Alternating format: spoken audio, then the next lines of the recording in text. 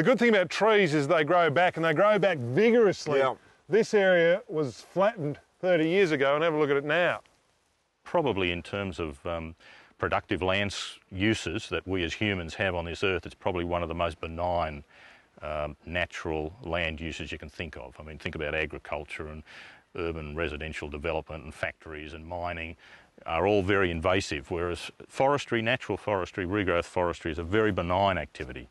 And that's why we think it's got a premier place in our forestry landscape. Natural regrowth forestry is about mimicking nature. The coops are harvested and then burnt, which is what a wildfire in nature does.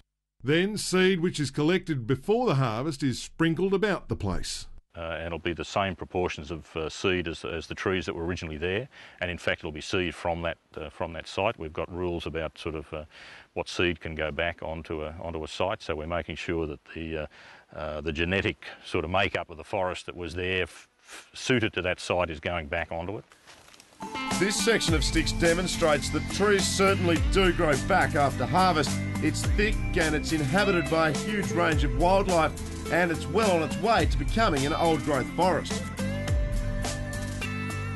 Is that when we harvest a stand like this and recreate the regeneration back here, we've got a forest that in 80, 100 years' time is well on its way to becoming another old-growth forest. Now, what the foresters of the future or what society in the future is going to decide to do with this timber is up to them, as long as we've given them that choice. All of the areas that are harvested on State Forest are regrown from the seeds collected from the original trees. These areas are regrown without the use of chemical fertilisers, pesticides or wildlife poisons, and are managed over 90-year timeframes. During this time, they store carbon and provide habitat for wildlife.